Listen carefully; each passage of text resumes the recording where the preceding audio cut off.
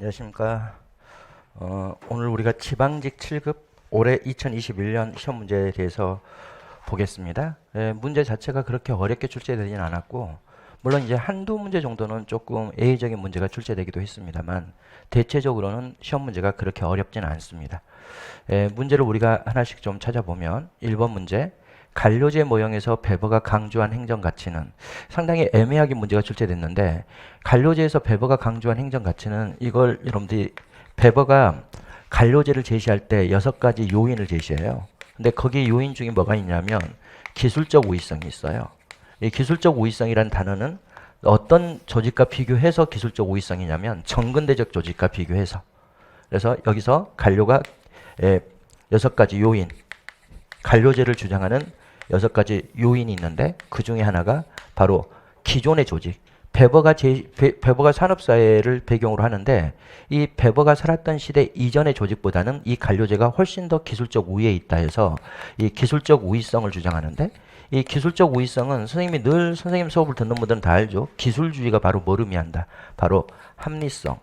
또 기술주의가 바로 뭘 의미하냐면 바로 효율성, 능률성을 이야기하는 거예요. 바로 목표를 달성하기 위해 훨씬 더 능률적인 기술이다. 뭐가? 간료제가.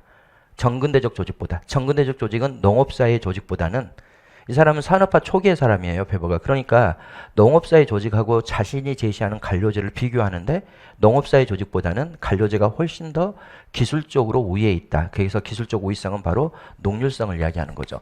물론 여러분들이 다 알고 있는 것처럼 지금 현대사회에서 간료제는 능률적이지 않아요. 지금 현대사회는 유동적인 환경에 처해 있기 때문에 간료제가 반드시 능률적이라고 볼 수는 없지만, 베버가 살았던 당시에 간료제는 능률적인 조직 구조로 베버가 제시한 겁니다. 그래서 1번의 답은 3번이죠. 나머지는 답이 될 만한 게 하나도 없어요. 민주성이 간료제하고는 전혀 관련도 없는 거고, 형평성도 간료제와 관련이 없는 거고, 그 다음에 고객에 대한 대응성도 간료제와 직접적으로 관련이 전혀 없는 거죠. 그러니까 결과적으로 이제 답이 3번인데, 이게 왜 3번이 될 수 있냐면 바로 이것과 관련돼 있다. 바로 베버가 제시한 6가지의 요인 중에 하나가 바로 기술적 우위성에 있기 때문에 바로 능률성이 답이 된다. 2번은 더 쉽게 나왔어요. 콕과 로스가 제시한 의제 설정 과정이다. 가나다에 들어갈 유형을 바르게 연결한 것은, 이건 정책 의제 설정 모형인데 사회 문제가 정부 의지화되고 아예 국민에게 알려주지도 않는 것을 우리가 내부 접근형이라고 이야기하죠. 예, 내부 접근형. 또 사회 문제가 공중 의지화 된 다음에 정부 의지화 된다. 여기 하나 뭐가 빠져 있죠. 사회 문제가 있고, 그 다음 그게 사회적 이슈화 되고, 그리고 이것을 반드시 정부가 해결해 줘야 된다라고 국민들이 요구하는 공중 의제가 이루어지고, 그래서 정부가 받아들여주면 이거는 바로 우리가 일반적인 유형인 외부 주도형을 이야기하는 거죠. 또 사회 문제가 있는데 이걸 먼저 정부 의제로 삼고 나중에 국민에게 알려주는 과정이 있는 게 바로 동원형이죠. 그래서 동원형의 가장 대표적인 예가 새마을운동 같은 거라 그랬죠. 농촌의 저발정이라는 사회 문제가 있는데 그걸 먼저 정부가 의지로 삼아서 그걸 해결책을 마련하는 과정에서 국민들에게 계속 홍보를 해나가는 과정, 이런 게 이제 바로 동원형입니다. 그래서 답은 4번이 답이죠. 예, 아주 쉬운 문제로 출제가 된 거죠. 3번 문제로 들어와서 봅니다. 공무원 인사제도에 대한 설명으로 옳지 않은 것은, 실적주의는 시험을 봐서 공무원을 채용하는 제도가 바로 실적주의입니다. 다만 시험을 통해서 뭘 점검하냐면 자격과 능력을 점검하죠. 그래서 자격과 능력에 따른 공직임용, 이렇게 우리가 표현을 하는 건데, 실적주의는 공무원의 인적 구성이 사회의 인구학적 특성과 비례가 되도록 해야 한다는 대표 관료제를 비판하면서 등장하였다. 맞아요, 틀려요? 틀려요. 기본적으로 여러분들 상식적으로 생각을 해보세요. 여기서부터 여기까지는 다 대표 관료제에 대한 이야기죠. 대표 관료제는 공무원의 인적 구성이 사회의 인구학적 특성과 비례가 되도록 해야 한다는 것이 대표 관료제입니다. 그러니까 우리 사회 내에 여성이 50%면 관료제 내부의 공무원도 50%는 여자여야 한다는 거예요. 또 우리 사회 내에 장애인이 한 3%가 있다면 바로 관료제 내부에도 관료제가 한 3%로 구성이 돼야 한다. 이게 대표 관료제인데, 이 실적주의가 추구하는 것은, 이게 좀 빛이 반사되니까 여기다 쓰겠습니다. 실적주의는 당연히 기획운동을 전제로 합니다. 그러니까 신분 질서를 타파하고 모든 사람들에게 시험을 볼 기회를 주고, 그리고 뭐한다? 그 중에서 능력이 뛰어난 사람만을 뽑아서 공무원으로 채용하겠다는 것이기 때문에 실적주의는 기획운동을 전제로 하는데 이게 형식적 기획운동이에요. 이 형식적 기획운동을 비판하고 등장하는 게 대표 관료제예요. 우리 사회 내에서 장애인들은 여러분들보다 훨씬 더 많은 노력을 해야지만이 공무원이 될 수 있고 이러기 때문에 그 사람들에게는 좀 낮은 점수로 합격할 수 있도록 해주고, 또 사회 내에서 여성의 차별이 워낙 심하죠. 예전에는.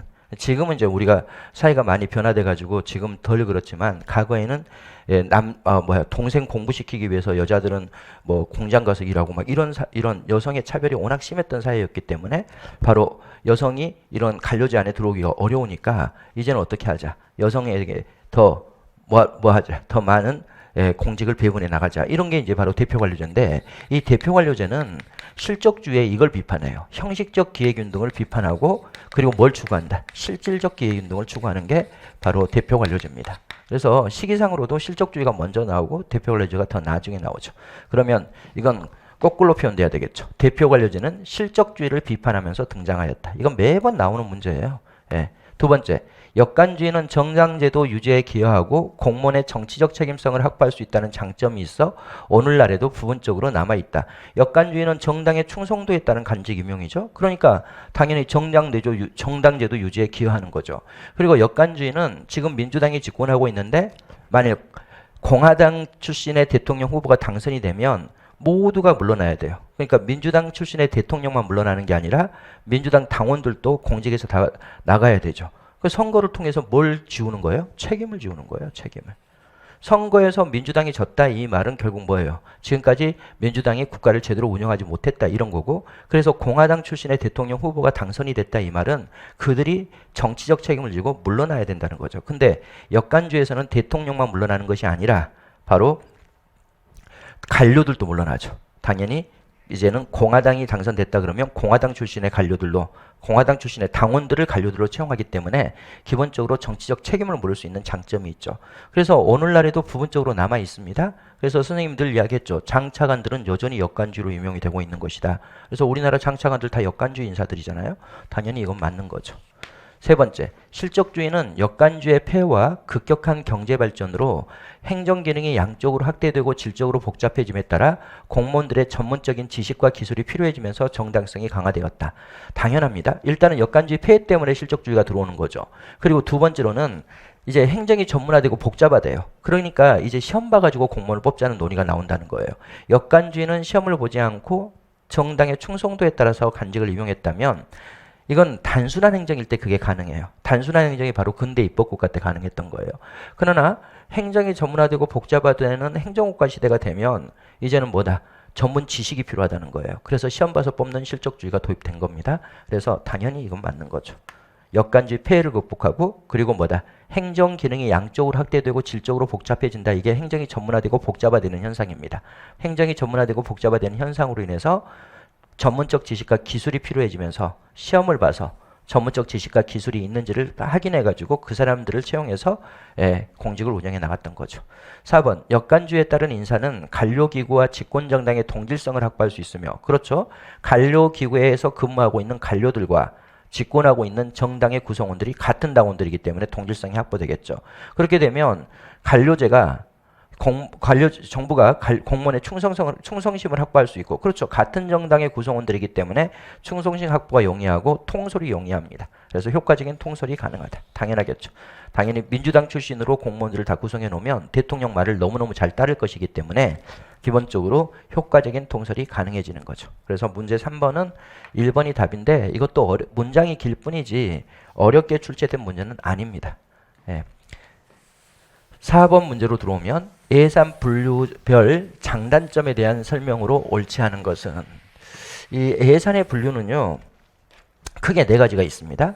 첫째, 기능별 분류가 있고, 두 번째로는 조직별 분류가 있고, 세 번째로는 품목별 분류가 있고, 네 번째로는 경제 성질별 분류가 있고, 이렇게 네 가지의 예산 분류 방식이 있죠. 기능별 분류는 하는 일에 따라서 예산을 분류하는 거예요.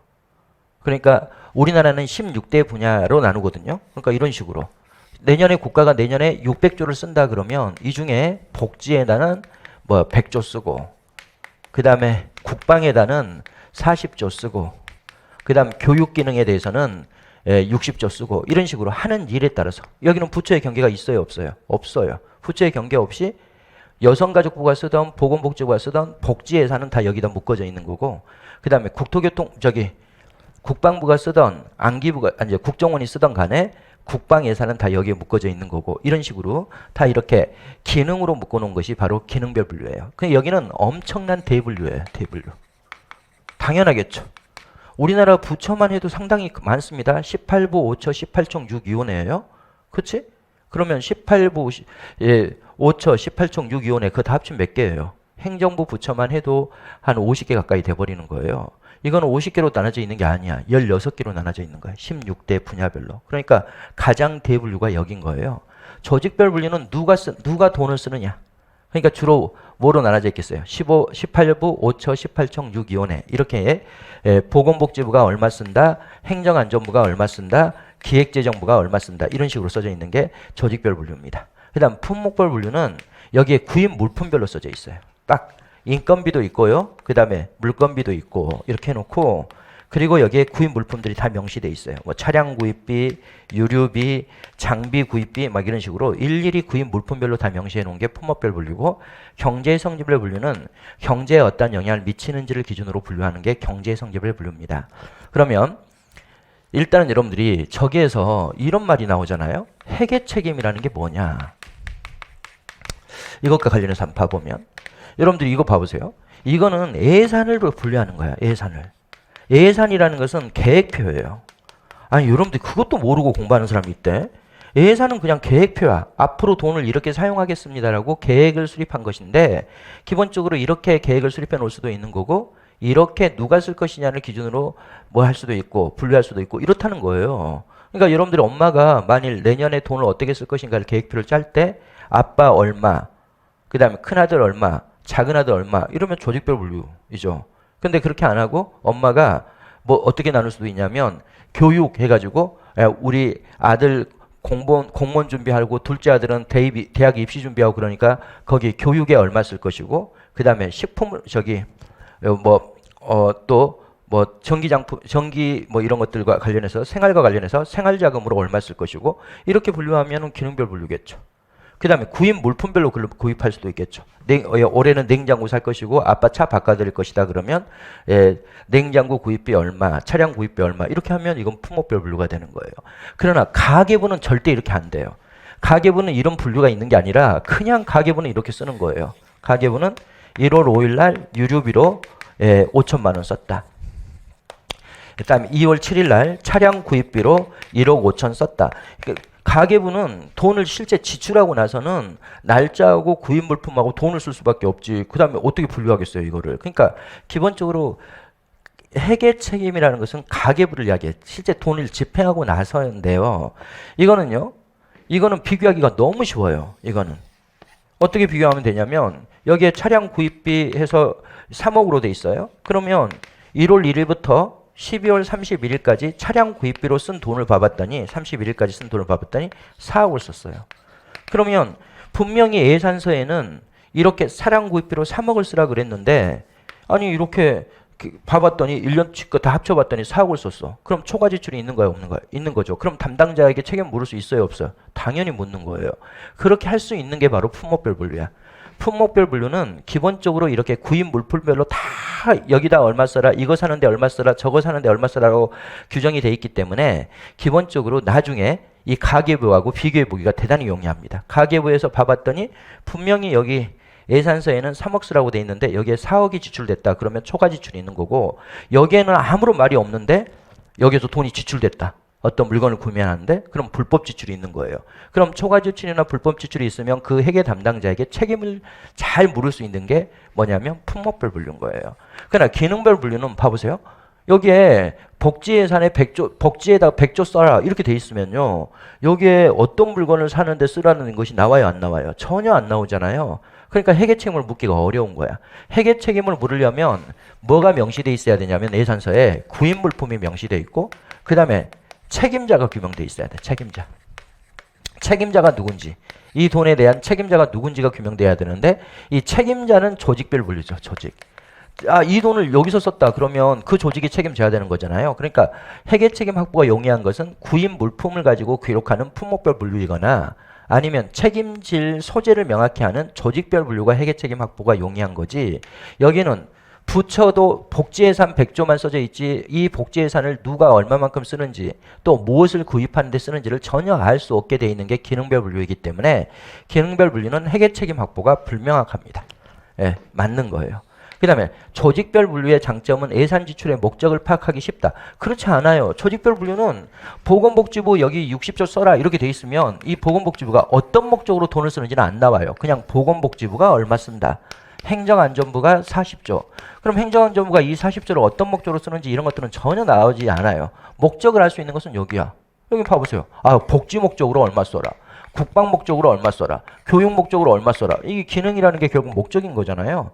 그런데 조직별 분류에서는 목적을 전혀 알 수 없어요. 누가 얼마를 쓰는지만 아는 거지. 보건복지부가 얼마 쓰는지 기획재정부가 얼마 쓰는지만 알 수 있는 거지 기본적으로 지출의 목적을 파악할 수는 없죠. 기능별 분류의 가장 큰 장점이 뭐냐면 국민이 이해하기 쉽다는 거야. 여기는 이해하기 어려워요. 여러분들 생각해 보세요. 우리나라가 보건복지부가 1년에 한 80조 써요. 도대체 이 돈을 다 어디다 쓰는지 여러분들 이해가 돼요? 아, 이해 안 돼. 선생님도 이해 안 돼요? 뭐 하는데 뭔 지랄을 하고 있는데 이 국민의 세금을 이렇게 80조나 쳐 붓고 쓰고 있냐 이런 생각 들지. 여기 교육부가 두 번째로 많이 쓰는 부처예요. 여기 한 78조 씁니다. 도대체 뭔 지랄을 하는데 우리나라 교육행정 봐보면 뭔 지랄을 하는데 도대체 78조나 돈을 1년 동안 매년 78조 80조를 쳐 쓰고 있는지 이해가 됩니까? 안 돼요. 이건 이해가 돼. 아, 복지 목적으로 얼마 쓰는구나. 국방 목적으로 얼마 쓰는구나. 교육 목적으로 얼마 쓰는구나. 이걸 알 수 있는 거고 조직별 분류나 품목별 분류도 마찬가지야.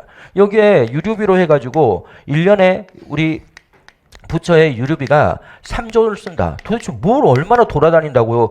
이렇게 기름값만 3조를 쓰냐? 이거 미친 거 아니야? 이런 생각하는 거예요. 왜냐하면 여기는 목적이 전혀 안 나와. 그냥 구입 물품만 나와. 품목별 분류는.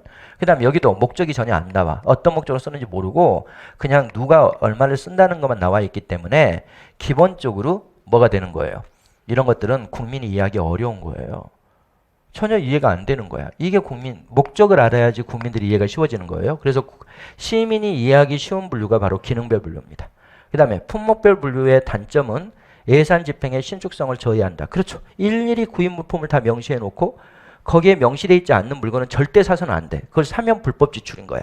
또 거기에 금액이 다 명시되어 있는데 그 금액을 초과하면 안 돼. 왜냐하면 그 금액을 초과하면 그건 초과 지출이라 그래서 또 통제를 받는단 말이죠. 그래서 품목별 분류는 아주 통제 중심의 예산 제도가 바로 품목별 분류예요. 그래서 이건 당연히 신축성을 저해한다. 그럼 맞죠. 그럼 여기서 답은 2번인데 선생님이 좀 자세히 설명한 것은 재무행정을 좀 어렵게 생각하는 사람들이 많아서 자세히 설명한 거지 문제가 어렵게 나온 건 아니에요. 이것도 아주 평범한 수준의 문제예요. 그 내용만 조금만 이해를 하면 답을 바로 맞출 수 있는 문제인 거죠.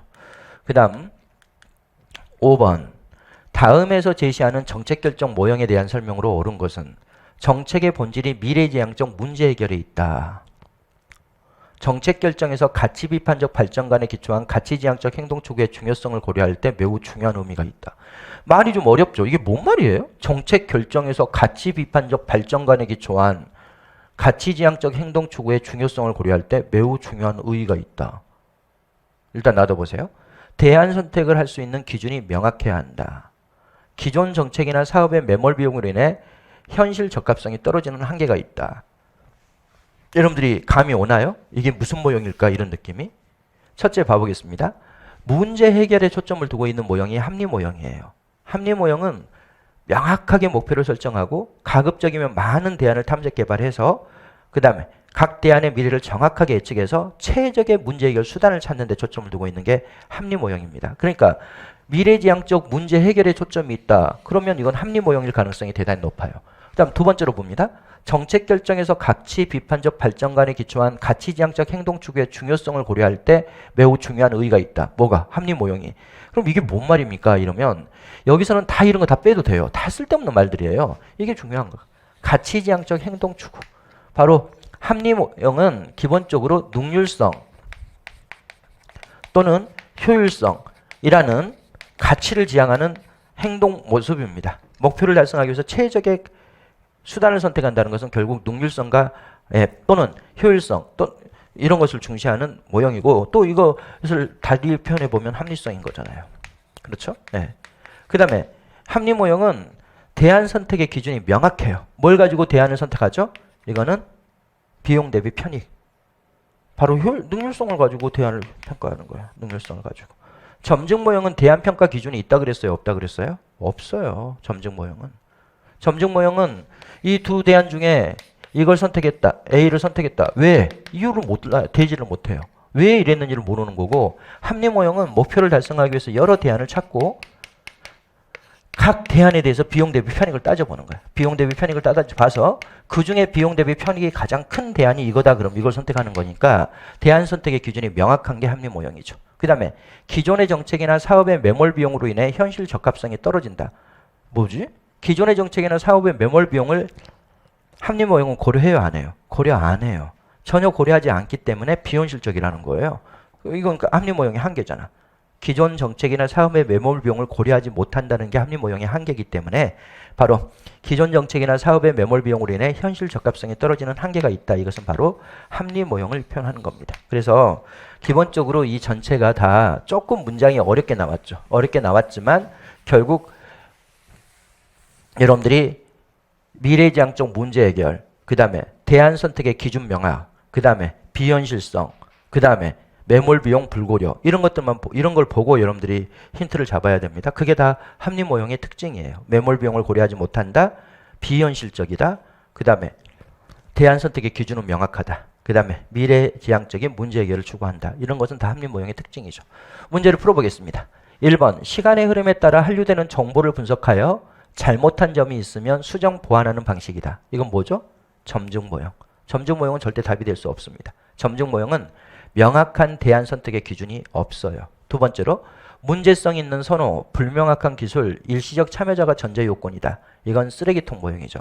쓰레기통 모형은 절대로 미래지향적 문제 해결이 되지 않습니다. 비합리적 의사결정이 이루어지는 것을 설명할 뿐이죠.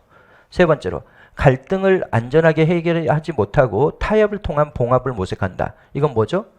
갈등의 준해결. 이거는 회사 모형이죠. 회사 모형도 미래지향적 문제 해결이 아니에요. 그냥 뭐다? 인간의 제한된 합리성을 집단적 의사결정에 반영해서 그냥 현실의 조직의 의사결정을 설명할 뿐입니다. 그 다음에 같은 비용으로 최대의 목표 산출을 얻을 수 있는 대안을 선택하는 행위를 의미한다.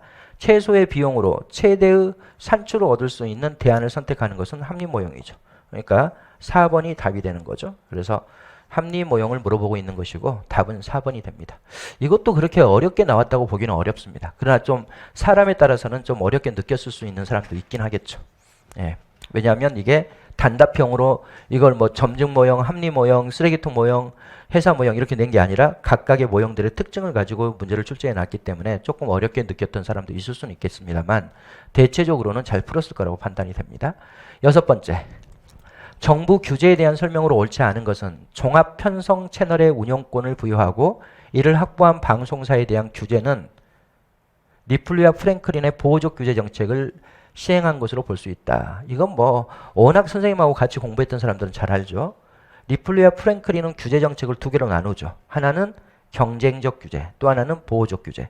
경쟁적 규제는 행정법상 특허하고 똑같다 그랬습니다. 이렇게 종합 편성 채널 방송권 인허가 이런 것들이 다 행정법상 특허고 그거는 경쟁적 규제죠. 보호적 규제는 국민을 보호하기 위한 규제를 보호적 규제라 그럽니다. 대부분의 사회적 규제가 바로 이런 보호적 규제에 들어가죠. 환경 규제, 식품 안전 규제, 작업 안전 규제 이런 것들이 보호적 규제죠. 그러니까 당연히 1번은 틀린 거죠. 옳지 않은 것 그러면 1번이 답이죠. 나머지는 뭐 볼 것도 없죠. 2번 봐봅니다. 네거티브 규제는 포지티브 규제보다 자율성을 적극적으로 부여한다는 측면에서 피규제자가 선호하는 방식이다. 그렇죠. 네거티브 규제는 어떤 거예요? 법에 무엇 할 수 없다 이렇게 써져 있는 거예요. 그러면 원칙은 뭐겠어요? 그 법에 명시된 것을 제외하고는 다 할 수 있다는 것이니까 원칙 허용이죠. 그리고 그 법에 명시된 것만 할 수 없다는 것이니까 얘가 금지가 되는 거겠죠. 포지티브 규제는 법에 무엇 할 수 있다라고 규정되어 있어요. 그럼 그 뒤에 숨겨져 있는 말이 무슨 뜻이냐? 모든 것은 할 수 없고 이 법에 명시된 것만 할 수 있다는 의미가 되기 때문에 바로 원칙 금지의 허용이죠. 그러니까 어떤 게 피규제자에게 더 좋냐? 이게 훨씬 더 좋죠. 그래서 네거티브 규제는 포지티브 규제보다는 피규제자에게 자율성을 더 적극적으로 보장하죠. 그래서 피규자가 선호하는 방식이다. 그럼 맞는 지문이에요? 틀린 지문이에요? 당연히 맞는 지문인 거죠. 3번, 우리나라는 신기술과 신산업을 육성하기 위해 규제 샌드박스 제도를 도입하였다. 이건 또 뭔 뜻이에요? 규제 샌드박스? 이건 뭐냐면 신기술이라든지 신기술, 신제품 이런 것들에 대해서는 규제를 유예해 주는 거예요. 규제 유예. 이런 것들이 요즘에 중요한 거예요. 지금 코로나와 관련해 가지고 우리나라의 바이오 기업이 백신을 개발했어요. 근데 옛날에 그냥 우리가 일반적으로 가지고 있는 그 신약 절차에 따라서 그걸 하게 되면요. 백신을 개발하고도 한 2년, 3년 후가 돼야지 시장에 그 약이 풀려요. 그러면 사람 다 죽고 나서 풀리면 뭔 의미가 있습니까?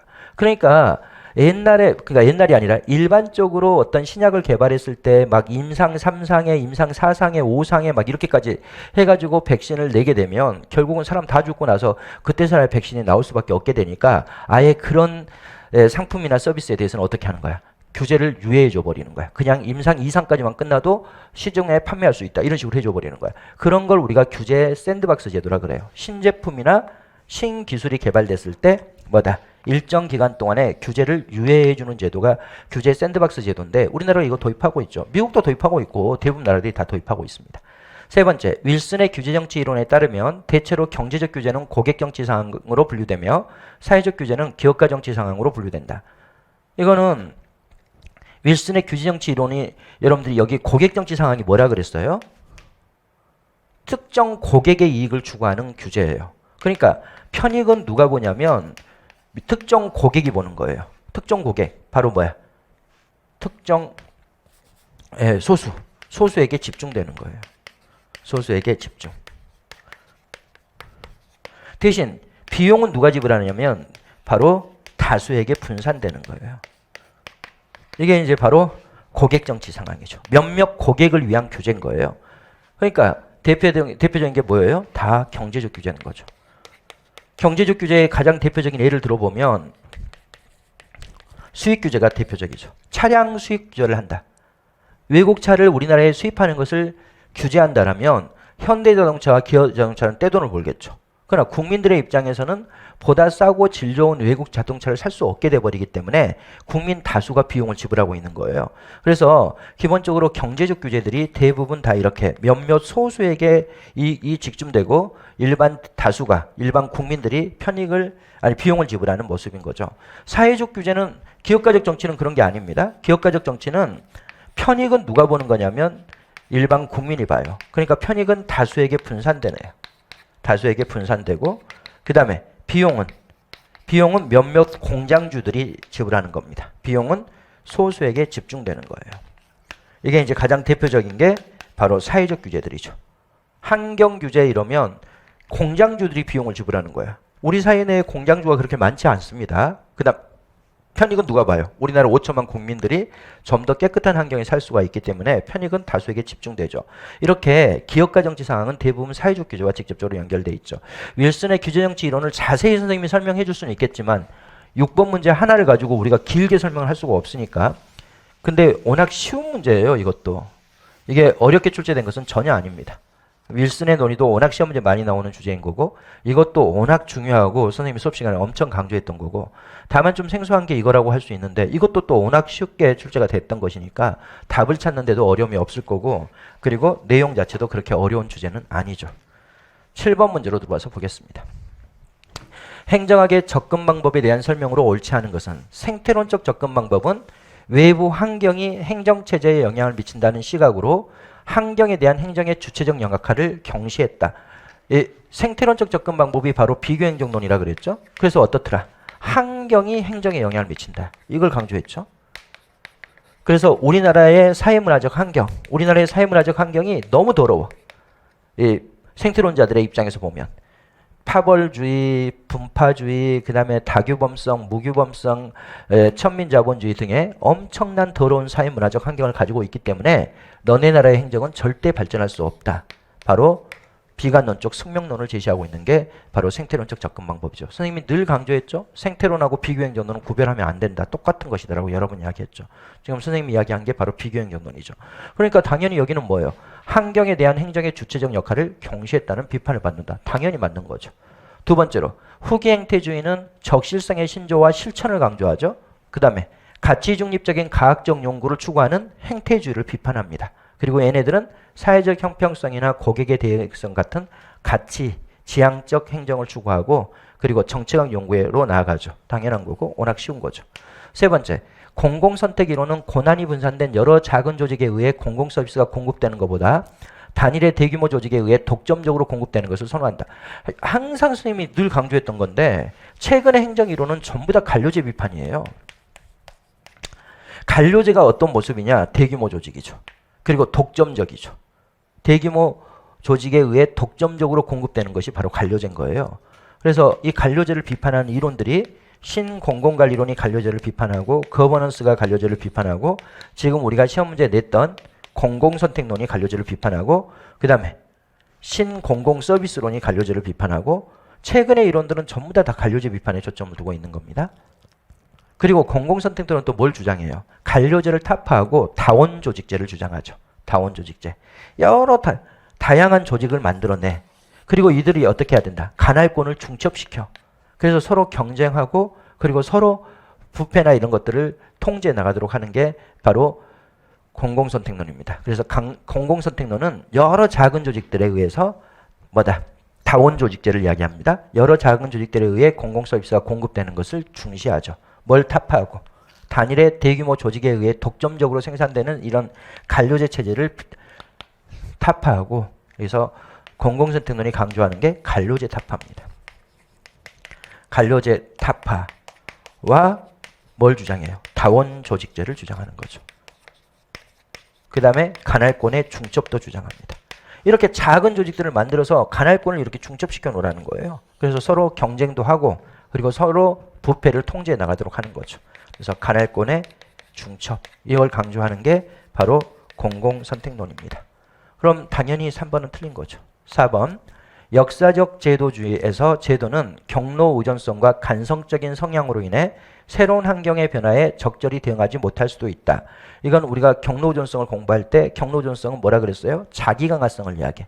제도가 한번 만들어지면 자기 강화성을 띠고 이렇게 계속 발전한다는 거예요. 그러니까 이게 계속 이렇게 발전해. 제도가 한번 만들어지면 계속 뭐가 없는 한 외부의 강력한 충격이 없는 한 외부의 강력한 충격이 가해지면 이게 쫙 갈라져서 또 새로운 제도가 도입돼서 이렇게 발전해 나가겠지만 외부의 강력한 충격이 없다면 제도는 자기 강화성을 띠고 쭉 발전하게 돼요. 외부의 강력한 충격은 도대체 뭡니까? 전쟁, IMF 이런 것들이 외부의 강력한 충격이에요. 근데 이런 게 자주 나타나는 현상이에요? 자주 나타나지 않아요. 안 나타나요. 전쟁이 우리나라가 막 1년마다 전쟁이 있고 5년마다 전쟁이 있고 이런 게 아니잖아요. 몇백 년 만에 한 번씩 있는 거고 IMF가 우리 한 번 왔지만 그렇다 그래서 우리가 계속 막 10년 만에 또 IMF 오고 이런 게 아니란 말이죠. 그러니까 이런 외부의 강력한 충격이 없는 한 제도는 계속 간성의 법칙에 의해서 자기 강화를 띠고 발전한다고 보는 게 역사적 제도입니다. 그래서 역사적 제도주의에서 제도는 경로 의존성과 간성적인 성향으로 인해 쭉 예전에 만들어진 제도가 계속 발전해 나와버리기 때문에 환경에 적절히 대응하지 못할 수 있다. 맞죠? 그래서 여기서 답은 3번만 틀린 지문이고 나머지는 다 맞는 지문이죠. 8번 톰슨의 기술 유형론. 이것도 뭐 선생님 수업에 늘 강조했던 거고 뭐 그런데 다른 선생님은 안 가르쳐줬습니다. 이렇게 하고 선생님한테 와서 막 말하는 사람도 있던데 그거는 그 선생님이 잘못한 거죠. 이 기술 유형론은 톰슨의 기술 유형론은 대단히 중요합니다. 이 사람은 기술을 세 개로 나눠요. 하나가 길게 연계된 기술이에요. 근데 길게 연계된 기술은 여기서는 길게 연계된 기술이라고 표현하지 않고 여기서 뭐라고 표현해놨냐면 연속형 기술이라고 돼 있죠. 연속형 기술 이렇게 표현하고 있는 거죠. 또 하나는 중개 기술이고 또 하나는 집약적 기술이고 이렇게 세 개로 나누는데 개념이 이건 뭐죠? 이거는 표준화된 상품을 대량으로 생산하는 기술이에요. 표준화된 상품을 근데 이런 건 A가 중요하다 그랬습니다. 이건 다 이런 거예요. 대량 생산 조립 라인 같은 데를 이야기하는 거예요. 대량 생산 조립 라인에서 생산이 이루어지는 게 길게 연계된 기술입니다. 그 다음에 중개 기술은 고객을 연결해 주는 기술을 중개 기술이라 그래요. 돈을 빌리려고 하는 사람하고 돈을 빌려가려고 하는 사람을 연계해 주거나 또 방을 구하려고 하는 사람과 방을 빌려주려고 하는 사람을 연계해 주거나 그러니까 이 중개 기술은 고객을 연결하는 기술인데 주로 은행, 부동산 중개업, 직업 소개소 뭐 이런 것들이 중개 기술에 들어갑니다. 집약적 기술은 고객마다 기술을 달리 배열하는 기술입니다. 고객마다 다 다르게 기술을 배열해야 되는 거. 이런 데가 어디냐면 종합병원이에요. 같이 코로나에 걸렸다 하더라도 이 사람은 당뇨를 가지고 당뇨병이 있는데 코로나에 걸린 사람하고 그냥 코로나에 걸린 사람하고 전혀 다르잖아요. 또 뭐 어떤 약에 대한 알레르기가 있는 사람이 코로나에 걸리는 거하고 그냥 그런 게 없는 사람이 코로나에 걸리는 거하고 전혀 다르잖아요. 그러니까 이건 각 고객마다 다 기술을 달리 배열해야 되거든요. 그런 걸 우리가 바로 집약적 기술이라 그럽니다. 이 사람들은 뭘 강조하냐면 그러니까 선생님이 늘 강조하지만 조직론을 공부할 때는 A가 대단히 중요하다 그랬어요. A를 보고 이론을 봐야지 여러분들 이해가 되는 게 너무 많기 때문에 A가 대단히 중요해요. 그래서 A를 먼저 써놓은 거고요. 그 다음 두 번째로 여러분들이 알아두셔야 될 것은 이 사람은 뭘 가지고 이걸 나누냐면 상호 의존성을 가지고 나눠요. 상호 의존성.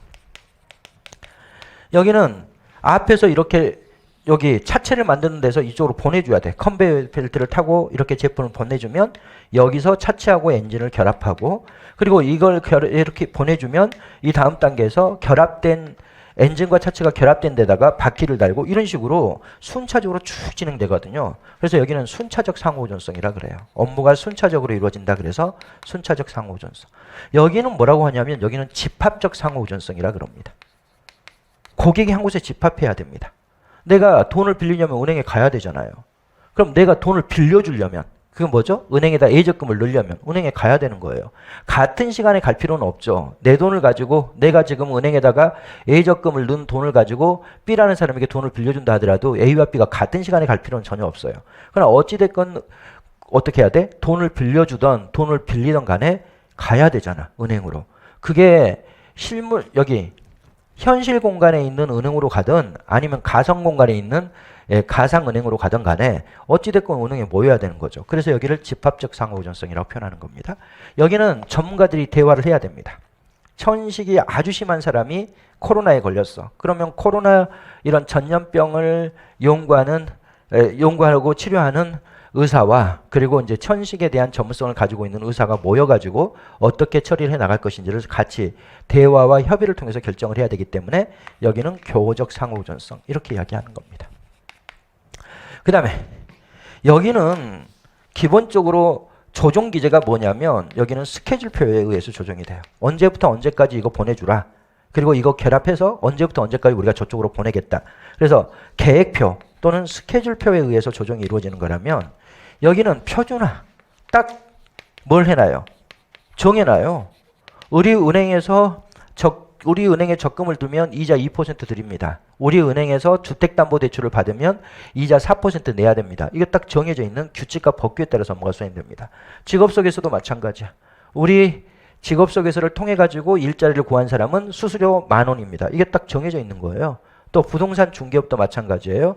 뭐 집을 사고 팔고 이렇게 한다 그러면 뭐 그 금액의 몇 %를 중개료로 내야 됩니다라고 해가지고 딱 정해져 있는 거예요. 그러니까 여기는 표준화된 방식에 의해서 문제가 해결되고 여기는 상호 조정이에요. 상호 조정. 전문가들끼리 서로 모여가지고 대화하고 토론해서 문제를 해결해 나간다. 바로 상호 조정에 의해서 조정이 이루어지는 게 바로 집약적 기술입니다.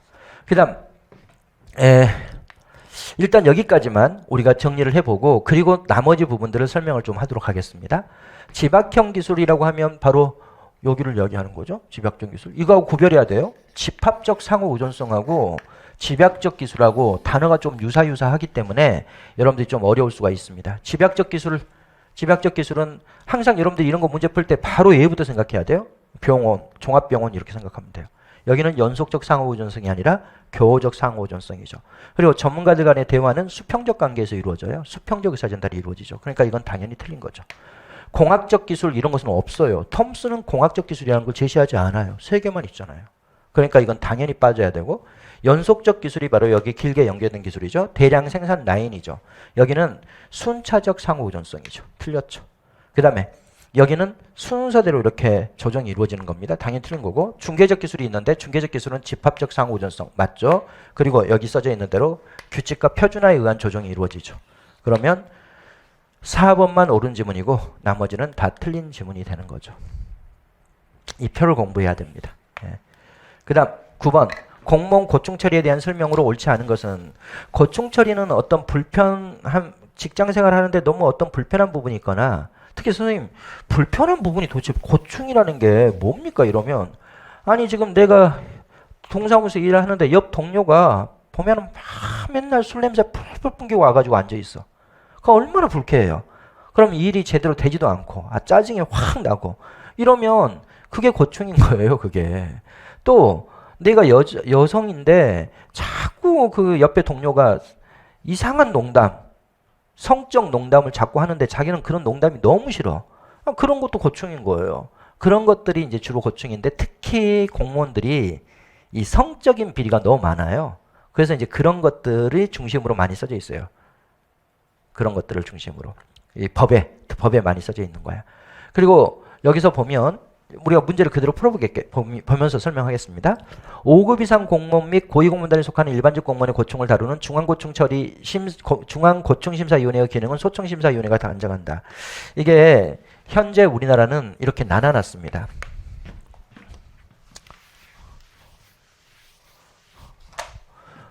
5급 이상 공무원의 고충, 6급 이하 공무원의 고충을 기관이 다르게 해요. 여기는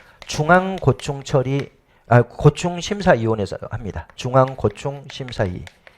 여기서 하고 여기는 보통 고충심사위에서 하는 겁니다. 중앙고충심사위원회는 국무총리 소속하에 있어요. 여기는 이제 각 기관장 소속하에 있습니다. 각 기관장. 중앙행정기관뿐만 아니라 그 밑에 있는 소속기관 같은 경우는 소속기관장 안에도 있어요. 그러니까 소속기관 이렇게 쓰겠습니다. 소속기관별로 설치가 되어 있는 거죠. 그리고 이 중앙고충심사위원회는 별도로 만들지 않아요. 그럼 어디서 하냐? 바로 국무총리 소속하에 뭐가 있냐면 국민권익위원회가 있는데 그 국민권익위원회 아니지 죄송합니다. 여기는 원래 이제 이렇게 돼 있는데 이 인사혁신처 소속하에 죄송합니다. 이거 인사혁신처 소속하에 뭐가 있냐면 소청심사위원회가 있거든요. 소청심사위원회. 여기서 대신하도록 돼 있어요. 그러니까 중앙고충심사위원회를 별도로 만들지 않아요. 별도로 만들지 않고 중앙고충심사위원회의 기능을 누가 수행한다? 바로 소청심사위원회가 수행한다라고 규정을 해놨어요. 웃기죠? 분명히 이거는 인사혁신처 소속이고 여기는 국무총리 산하에 만들도록 해놨는데 별도로 이걸 만들지 않고 이 기능을 여기서 대신 수행하도록 해놓고 있습니다. 그런데 그러면 여기도 특이한 게 있는데 이것도 아주 중요한 거고 선생님이 늘 강조하는 건데 소청심사위원회는 두 가지를 하겠죠. 하나는 소청심사 합니다.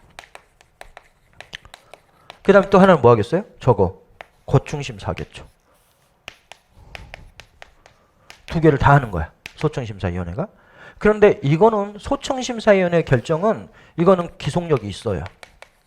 여기서 야 파면 처분을 취소한다 이렇게 판결 내려버리면 판결이 아니라 여기 결정이라고 이야기해요. 판결은 이제 법원만 내리는 거니까 그럼 바로 취소돼 버리는 거예요. 그러니까 기속력이 있는 거야.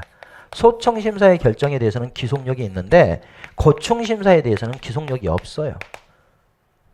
그냥 내가 자꾸 성적인 이런 농담 때문에 너무 스트레스를 받아가지고 고충심사를 신청을 했다. 그래서 여기 중앙고충심사위원회에서 그것은 잘못된 행위다라고 결정을 했다 하더라도 그거 말고 없어요. 그냥 특별한 게. 그냥 기속력이 있는 것은 아니고 그냥 거기서 결정만 내려나가는 거야. 심사를 해서. 이거예요. 그래서 이게 시험 문제가 엄청 많이 나오는 거야. 원래가 많이 나왔던 거죠. 그래서 지금 1번 지문과 관련해서는 다시 한번 우리가 보면 5급 이상 공무원 및 고위공무원단에 속하는 일반직 공무원의 고충을 다루는 중앙고충심사위원회의 기능은 소청심사위원회가 관장한다. 그렇죠. 고충심사의 대상은, 고충처리의 대상은 인사, 조직, 처우 등의 직무조건과 성폭력 범죄, 성희롱 등으로 인한 신상문제에 대하여 강범위하게 인정한다. 그렇습니다. 이거는 여러분들이 소송하고 달라요. 뭐 행정법에서 보는 법률상 이익이 있어야지만이 고충처리 신청을 할 수 있는 게 아니라 그냥 일반적인 농담도 나에게 불편하면 고충 요구할 수가 있는 겁니다. 그 다음 소총심사위원회의 결정은 처분청에 대한 법적 기속력이 있지만 고충심사위원회의 결정은 처분청에 대한 법적 기속력이 없다. 그렇죠. 고충심사위원회가 청구서를 접수할 때는 30일 이내에 고충심사에 대한 결정을 해야 하고 그 결정은 이혼 가반수의 출석과 출석 가반수의 합의에 의한다. 이거는 여러분들이 알고 있어야 돼요. 고충심사든 소청심사위원회든 간에 여기는 어떻게 되어 있냐면 회의를 할 때, 이 위원회를 개최할 때 제적의원 3분의 2가 참석해야 돼요. 3분의 이상의 출석이에요. 제적이 아니라 그냥 위원 3분의 2 이상의 출석과 가반수의 합의로 결정이 됩니다. 이건 맨날 나오는 것 중에 하나예요. 소청심사위원회와 관련해서 나올 때도 있고 그 다음에 여기 고충처리위원회에 대해서도 나올 때도 있고 징계위원회는 똑같아요. 징계위원회도. 그래서 행정부 내부에 이렇게 공무원의 권익구제를 위한 소청심사나 공무원의 또 권익구제를 위한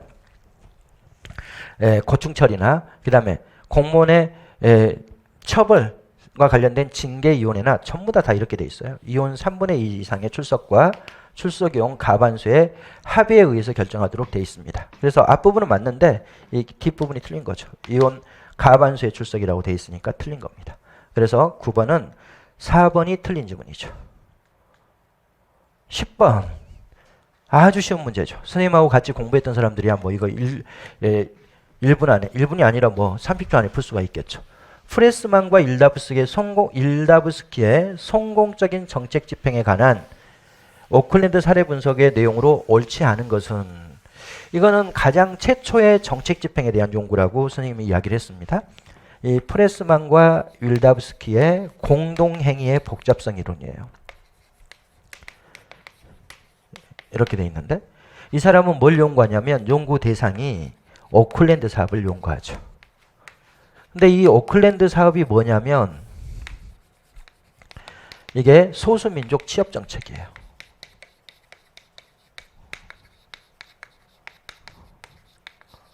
이것의 실패를 연구해요. 실패. 그럼 왜 이게 실패했느냐? 이 사람이 전제를 깔아요. 전제가 뭐냐면 집행 과정에서도 끊임없는 결정이 이루어지더라는 거예요. 결정을 해주면 그대로 기계적으로 집행이 되는 게 아니라 집행 과정에서도 아주 구체적이고 전문적인 결정들이 수시로 이루어지더라는 거예요. 그러니까 집행 과정에서도 끊임없는 결정이 이루어지는데 세 번째로 실패 원인을 규명해 봤더니 결국 어떻더라? 첫 번째가 다수의 참여자예요. 너무 많은 집행기관이 참여하고 있기 때문에 실패하더라는 거예요. 지금 이렇게 집행을 합니다. 집행을 할 때 여기서 끊임없는 결정이 이루어져요. 매번 결정을 새로 해야 되는 것들이 많아요. 근데 여기에 만일 10개 기관이 참여하고 있다면 이 10개 기관이 이걸 결정할 때도 합의를 해줘야 되고 또 새로운 결정을 해야 될 때 또 이 10개 기관이 합의를 해야 되고 또 이런 결정을 할 때 또 10개 기관이 합의해야 되고 이러니까 집행 과정에서도 수없이 많은 결정이 이루어지는데 너무 집행 기관이 많으면 이 집행 과정에서 결정을 할 때마다 합의를 구하기가 어려워서 정책이 지연되고 막 이렇게 하면서 정책은 실패하더라는 거예요. 그래서 집행 과정에 다수의 참여자가 뭘 야기했다? 바로 집행 실패를 야기했다. 두 번째로 보면 집행 관료의 빈번한 교체입니다. 집행 관료의 빈번한 교체가 이루어지면 뭐가 이루어지더라? 정책의 일관성이 상실돼요. 조금 여러분들이 공무원들도 인간이기 때문에 여러분들이 어떤 문제가 있어가지고 공무원을 찾아갔는데 아주 넉넉하고 너그러운 공무원이 우연히 그렇게 나를 맞이했다. 그러면 그 사람은 나에게 아주 편의를 제공하면서 이렇게 하는 게 더 큰 이익이 됩니다라고 해서 친절하게 알려주고 이렇게 하겠죠. 그러나 또 아주 보면 짜증나 있고 그냥 뭐 일하기 싫어하는 공무원한테 가게 되면 그냥 하기 싫어가지고 그냥 나도 잘 몰라요. 뭐 물어봐도 그렇게 하고 이렇게 되는 거잖아요. 이 집행도 똑같은 거야. 이게 지금 소수민족 취업 정책인데 이게 원래 뭐였냐면 소수민족을 취업한 기업에게 보조금을 주는 정책이에요. 그래서 집행관료를 찾아갔더니 아주 넉넉한 공무원이어가지고 웬만하면 다 보조금을 지급하는 쪽으로 이렇게 결정을 내려주는 공무원이 있었는데 그 사람이 바뀌고 새로운 사람을 바뀌었더니 그 사람은 아주 엄격한 잣대를 들여내가지고 보조금이 거의 안 나오게 만들어버리고 이럴 수도 있는 거잖아요. 그러니까 이렇게 집행관료의 빈번한 교체가 정책의 일관성을 산실시키는 거예요. 그 다음 세 번째로 수단이 잘못됐다는 거예요. 수단이. 목표를 달성하기 위해 최적의 수단이 아니에요. 소수민족을 취업시키기 위해서는 기업보조금 정책은 의미가 없어요. 어찌됐건 소수민족은 그때 당시에 교육을 받지 못한 사람들이에요. 그럼 뭐로 취업시키겠어요? 청소부라든지 이런 걸로밖에 취업이 안 되는 사람들이에요. 그러니까 이런 게 중요한 게 아니라 소수민족을 취업시키려면 교육제도로 나아가야 돼요. 그래서 교육기회를 확대해주고 막 이렇게 해야 되는데 그런 것이 아니었다. 즉 인과관계가 불분명했다. 인과관계라는 것은 이게 목표가 있고 이게 수단이 있는데 수단이 목표를 달성하면 이걸 우리가 원인 변수라 그러겠죠. 그 다음 이게 결과 변수라 그러겠죠. 수단이 목표를 달성하면 우리는 인과관계가 있다 이렇게 이야기하거든요. 근데 수단이 목표를 달성하지 못하면 우리는 인과관계가 없다 이렇게 이야기하는데 바로 인과관계가 불분명했다는 거예요. 불분명. 그럼 뭐야? 목표를 달성하기 위한 최적의 수단이 선택되지 못했기 때문에 실패했다 이런 겁니다. 네 번째로 뭐다? 잘못된 집행기간이에요. 집행기간을 잘못 선택한 것이다 이렇게 이야기합니다. 그러면 우리가 문제를 풀어보면 정책 집행에 개입하는 참여자의 수가 적어야지 성공할 수 있다. 그렇습니다. 너무 많아서 실패했다 그러니까 결국 적어야지 이루어지겠어요. 성공적인 정책 집행이 이루어지겠죠. 그 다음에 집행은 결정과 분리되어 독립적으로 수행해야 한다. 그렇지 않습니다. 기본적으로 현실에서 어쩔 수가 없어요. 집행 과정에서는 끊임없는 결정이 이루어지는 게 당연한 겁니다. 그렇죠? 그러니까 이건 말이 안 돼요. 전제예요. 이건 전제. 실패 원인이 이거였던 거지. 왜 실패했느냐 그 원인을 이렇게 네 가지로 이야기했던 거지. 이 전제를 어떻게 바꿀 수는 없죠. 그 다음에 집행을 위한 프로그램 설계가 단순해야 된다. 그렇습니다. 목표를 달성하기 위해서 최적의 수단이 선택돼 있어야 되고 그게 단순해야 돼요. 그래서 인과관계가 불분명할 정도로 막 복잡한 수단이다 이러면은 어떻게 된다? 바로 실패할 수밖에 없다. 그 다음에 최초 정책 집행 추진자 또는 의사결정자가 지속해서 집행을 이끌어야 한다. 그렇죠. 여기서 뭐라고 했어요? 빈번한 교체가 실패 요인이라고 그랬잖아요. 집행관료를 빈번하게 교체하는 것이 실패 요인이기 때문에 어떻게 하는 게 좋다? 바로 최초의 의사결정자가 지속해서 집행하는 것이 성공 요인이 될 수 있다. 이런 거죠. 그 다음에 3번과 관련해서 이것은 이것과 관련돼 있어요. 인과관계 불분명과 관련돼 있어요. 너무 수단이 복잡하고 이러면 결국 어떻게 된다? 바로 인과관계가 불분명해지고 그로 인해서 실패가 이루어지는 것이니까 그러지 않아야 된다. 그래서 10번은 답이 1번 옳지 않은 것이죠. 옳지 않은 거. 지금 다 정책 집행에 개입하는 참여자의 수가 적어야지 성공할 수가 있고 그 다음에 프로그램이 단순해야지 성공할 수 있고 그 다음에 빈번한 교체가 없어야지 성공할 수 있고 그렇죠? 그래서 이건 다 맞는 지문이고 2번이 틀린 지문이죠.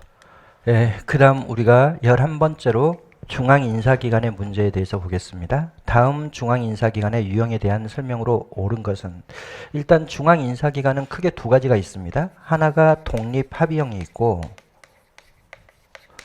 또 하나는 비독립 단독형이 있고 이렇게 두 개로 나눠지죠. 독립합의형 단독형. 독립합의형은 대통령으로부터 독립돼 있다는 거예요. 인사권이. 그래서 여기 행정부를 관할하고 있는 대통령이 있고 이 역관 인사가 너무 문제가 돼요. 대통령의 정당 사람들로 여기를 다 채워버리기 때문에 역관주의 폐해가 너무 심각해가지고 실적주의를 확립할 당시에 여기에 인사권을 완전히 분리시켜버립니다. 대통령으로부터. 딱 분리시켜서 여기에 뭘 만든다? 위원회를 만들어요. 여기 위원회가 연방중앙인사위원회입니다. 이렇게 돼 있어요. 그래서 이 연방중앙인사위원회가 바로 실적주의와 관련되어 있는 거예요. 역관주의 폐해를 극복하고 실적주의를 확립하는 당시에 이게 만들어졌던 거예요. 위원회제니까 여러 위원들의 합의로 결정이 되기 때문에 합의형 이렇게 이야기합니다. 그럼 비독립 단독형은 뭐냐? 그냥 여기 대통령 옆에 여기 대통령 여기 소속하에다가 뭘 두는 거야? 바로 인사기관을 두는 거예요. 지금 우리나라가 바로 이런 비독립 단독형이에요. 우리나라는 인사혁신처가 있는데 이 인사혁신처는 대통령 소속은 아니고요. 그 밑에 있는 국무총리 소속이죠. 여기 국무총리가 있고 그 국무총리 소속하에 인사혁신처를 두고 있습니다. 이건 대통령으로부터 비독립이죠. 그리고 최종적인 책임자가 있죠. 누구예요? 처장. 이 사람이 최종적인 의사결정자예요. 단독제죠. 그러니까 한 사람에 의해서 이루어지는 거죠. 그러면 이걸 읽어보겠습니다. 행정수반이 인사관리에 직접적인 책임을 지며, 그렇습니다. 이거는 행정수반이 직접적으로 책임을 지는 거고 인사혁신처장은 인사에 대한 조언 정도를 해주는 거예요. 바로 장에게, 대통령에게. 인사기관의 장은 행정수반을 보좌하여 집행 업무를 담당한다. 바로 비독립 단독형을 표현하고 있는 거죠. 인적자원 확보, 능력 발전, 유지, 보상 등 인사관리에 대한 기능을 부처의 협조하에 통합적으로 수행한다. 뭐 그러겠죠. 인사기관의 결정과 집행 행위는 행정수반의 승인과 검토의 대상이 된다. 이건 뭘 의미하냐면 바로 여기에 써져 있는 걸 좀 더 자세히 쓴 것에 불과해요. 바로 행정수반이 인사관리에 대한 최종적인 책임자다. 최종적인 결정권자고 최종적인 책임자다. 바로 책임성을 가지고 이야기하고 있는 거죠. 결국 이것은 전부 다 비독립 단독형을 설명하고 있는 논의죠. 그럼 우리가 문제를 풀어보겠습니다. 정치 권력의 부당한 개입을 막아. 정치 권력의 부당한 개입이 역관주의를 의미하겠죠. 역관주의를 막아서 정치적 중립성과 공직의 안정성을 확보할 수 있다. 이거는 당연히 독립합의형에 대한 논의입니다. 그 다음 인사기관의 구성 방식을 통해서 인사정책의 일관성을 확보할 수 있다. 이 이혼의 제도는 항상 뭐가 이루어지냐면 부분교체제가 이루어져요. 이 부분교체제가 이루어지기 때문에 무슨 말이냐면 여기 여러 이혼들이 있는데 여러 이혼들이 동시에 들어오고 동시에 나가고 이런 게 아니라 한 명씩 교체된다는 거예요. 그렇기 때문에 여기는 이혼이 한 명 교체됐다 그래서 여기에 결정이 근본적으로 변화되거나 이러진 않습니다. 왜냐하면 여기 진보주의자 5명, 보수주의자 5명이 들어왔는데 여기 한 명이 나가고 4명이 되고 새롭게 또 보수주의자가 한 명이 더 들어왔다. 그래 봤자 의사결정에 큰 변화가 없어요. 그러니까 여기는 합의를 통해서 결정이 이루어지니까 이혼 한 명이 교체됐다 하더라도 크게 그 결정의 그 결정이 달라지거나 이렇지 않습니다. 이 부분교체제 때문에 뭐가 이루어져요? 의사결정의 일관성이라든지 또 계속성이 확보될 수가 있어요. 그러나 여기는 그렇지 않아요. 여기는 이 장이 바뀌어버리거나 아니면 대통령이 바뀌거나 이렇게 되면 근본적인 변화가 이루어지는 거죠. 한 명만 바뀌어도 근본적인 변화가 이루어지는 게 비독립 단독형. 바로 책임자가 바뀌게 되면 책임자가 바뀌게 되면 전혀 다른 결정이 이루어져 버리는 거예요. 그래서 여기 보는 것처럼 인사기관의 구성 방식을 통해서 이게 부분교체제를 이야기하는데 인사정책의 일관성을 확립할 수 있는 것은 독립합의형이죠. 합의에 따른 결정 방식으로 인사의 공정성을 유지한다. 이것도 독립합의형이죠. 합의라고 해놨으니까. 그 다음에 한 명의 인사기관의 장이 이게 단독제를 표현하고 있는 거죠. 조직을 관장하고 행정수반의 지휘 아래 놓이게 된다. 이게 바로 비독립 단독형을 이야기하는 거죠. 아주 쉬운 문제예요. 그래서 답은 4번이 답이고 나머지는 다 독립합의형을 표현하는 겁니다. 그 다음 12번 조직이론에 대한 설명으로 옳지 않은 것은 칼프란과 로트는 균형 성과표의 4가지 관점으로 고객 관점, 내부 프로세스 관점, 재무 관점, 학습 및 성장 관점을 제시하였다. 여러분들이 다 알고 있는 것처럼 BSC는 조직의 비전과 미션을 설정해 놓고 이 비전과 미션 하에 전략을 형성하고 전략 하에 4가지 관점에서 성과표를 만들어요. 재무 관점, 고객 관점, 내부 프로세스 관점, 성장 및 학습 관점에서 가장 중요한 핵심적인 성공 요소들을 지표로 만들어 놓고 이에 따라서 평가하도록 하는 평가 체제가 바로 BSC다. 그래서 BSC는 정확하게 잘 표현되고 있는 거죠. 두 번째, 민츠버그는 조직의 5개 구성 요소로 전략적 최고관리층, 중간 개선관리층, 작업층, 기술구조, 지원망료를 제시했다. 민츠버그는 조직의 유형을 제시하는데 이 사람은 이런 그림을 그리죠. 이렇게 그림을 그려놓고 어디를 중시하느냐에 따라서 조직 구조를 나눠놓습니다. 그래서 여기가 바로 최고관리층이고 여기가 중간관리층이고 여기가 핵심 운영 부분이에요. 여기는 핵심 운영 부분을 뭐라고 표현했냐면 작업층이라고 이야기를 해놨죠. 그 다음에 여기가 기술구조, 그 다음에 여기가 망료. 이렇게 해서 최고관리층을 중시하는 조직을 단순구조, 중간관리층을 중시하는 조직을 사업부제, 핵심 운영계층을 중시하는 부분을 전문가관료제, 기술구조를 중시하는 부분을 기계적관료제, 망료를 중시하는 조직을 에드아크라시 이렇게 해서 5가지로 제시를 하고 있습니다. 그래서 여기 5개의 조직의 구성 요소를 중심으로 해서 조직을 분류하고 있는 거죠. 최고관리층, 단순구조, 중간 개선관리층, 사업부재, 작업층, 핵심 운영 부분을 이야기하는 거고 전문가 관료제, 기술구조, 기계적 관료제, 지원망료, 에드하크라시 이렇게 내놓고 있죠. 3번 허쉬와 브랜차드는 부하의 성숙도가 높은 경우 지시적 리더십이 효과적이라고 보았다. 맞아요? 틀려요? 틀리죠. 이 허쉬와 브랜차드는 이건 이제 리더십 이론인데 이 사람은 상황론자죠. 그래서 상황 변수로 부하의 성숙도를 강조해요. 중시합니다. 그리고 두 번째로 리더를 4개로 나눠요. 지시형 리더십, 그 다음 설득형 리더십, 그 다음에 참여형 리더십, 그 다음에 이임형 리더십. 그래서 부하의 성숙도가 낮을 때는 일일이 지시하는 게 효과적이야. 부하의 성숙도가 조금 높아지면 설득을 해가지고 일을 시키는 게 효과적이고 더 부하의 성숙도가 높으면 참여를 시켜주고 더 최고로 부하의 성숙도가 높으면 모든 권한을 다 이임해 주는 게 더 효과적이다 라고 이야기했던 거죠. 그래서 부하의 성숙도가 높은 경우 이임형 리더십이 효과적이라고 봤죠. 틀렸죠.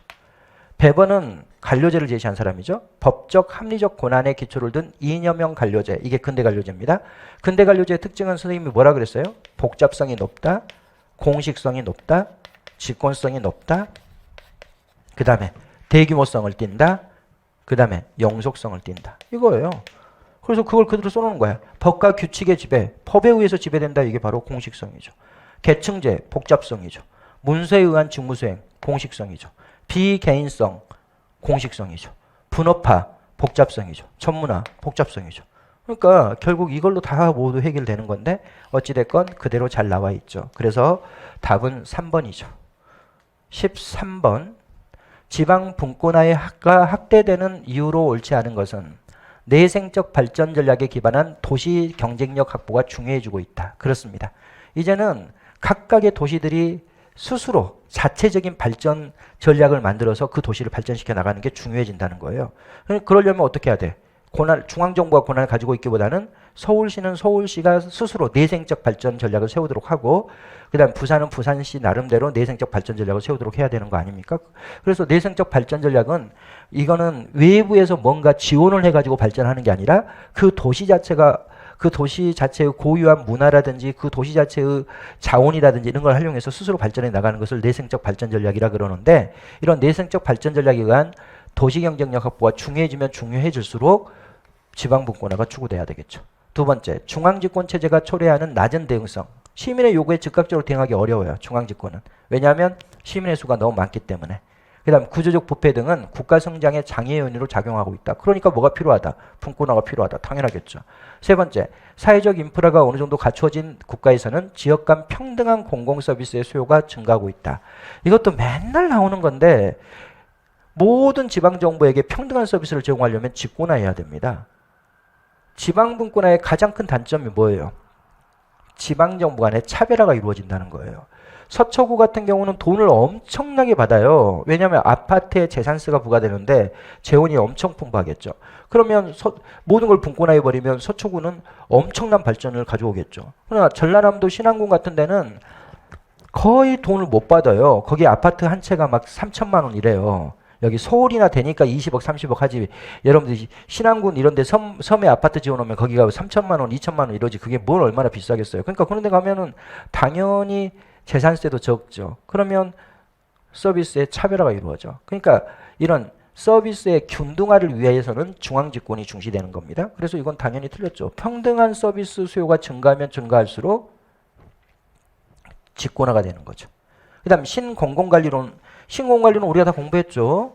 우리가 1980년대 이후 80년대 이후 이때 이루어지는 게 신공공관리론과 유거버넌스론이잖아요. 그래서 이 80년대 이후를 우리가 신행정국가라고 한다 그랬어요. 그래서 선생님이 어떻게 설명을 했냐면 중세 시대가 있는데 이게 중앙 집권이고 그다음에 근대 입법국가 때 지방 분권이고 행정국가 때 신중앙 집권이고 그다음에 지금 이거 신행정국가 이 신행정국가 때 신지방분권이 된다. 이렇게 우리가 설명을 했죠. 그래서 이거 신행정국가, 바로 신공공관리론과 유거버넌스에서 운영되는 국가인 신행정국가 때는 뭐가 강조된다? 바로 신지방분권이 강조돼요. 그럼 지방분권이 강조되니까 당연히 맞는 질문이죠. 신공관리론에 근거한 정부 혁신이 강조되면 강조될수록 지방분권화가 확대되겠죠. 그러면 답은 3번만 틀린 지문이고 나머지는 다 맞는 지문이 됩니다. 14번 모건이 제시한 조직의 8가지 이미지. 이 모건이라는 사람은 조직 운유론이라는 책을 써요. 이 사람이. 그러니까 조직을 8개의 이미지를 가지고 설명을 하는 거예요. 그래서 선생님 책에 이미 있어요. 이게. 다른 선생님 책에는 없습니다. 이거. 선생님 책은 작년에도 있었고 재작년에 있었고 다 있었던 거예요. 있었던 건데 이게 이제 이 사람이 쓴 책이 조직 운유론이에요. 이게 좀 생소한 문제일 수 있어요. 선생님 책에 있었어도 뭐 나는 안 봤다 그러면 어쩔 수 없는 거고. 그러나 이제 선생님 책을 자세히 공부한 사람들, 선생님이 늘 강조했는데 9급은 볼 필요 없다 그랬어요. 이건 그냥 7급 공부하는 사람들은 옆면에 있는 핵심 정리 부분을 반드시 보라 그랬는데 이런 것들 때문에 이제 7급 공부하시는 분들은 선생님 책에 이렇게 돼 있잖아요. 여기 본문이 있고 이 날개 부분에 날개 부분에 이제 여기에 정리되어 있는 게 지금 이런 거죠. 그래서 본문은 9급은 이제 본문만 공부해도 되지만 7급은 여기 날개까지 공부하라고 하는 이유가 바로 이런 문제들에 대응하기 위한 겁니다. 그럼 이 모건이 뭐라고 하는지를 한번 봐볼게요. 모건은 8가지 이미지를 가지고 조직을 설명해 나가요. 그래서 여기 써져 있는 표현대로 보면 기계로서의 조직인 거야. 기계로서의 조직이 바로 뭐다? 조직을 기계로 인식하는, 기계와 같은 존재로 인식하는 관점을 기계로서의 조직.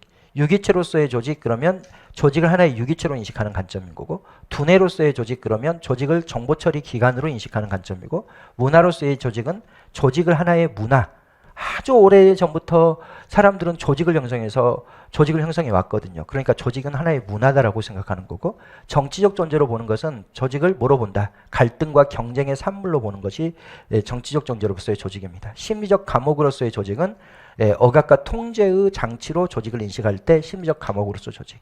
그 다음에 조직의 변화를 아주 변화가 빠른 존재로 조직을 인식할 때 흐름으로서의 조직. 그 다음에 지배계층이 피지배계층을 지배하는 도구로 조직을 하려고 한다고 바라보는 관점은 바로 지배로서의 조직, 이렇게 표현하고 있습니다.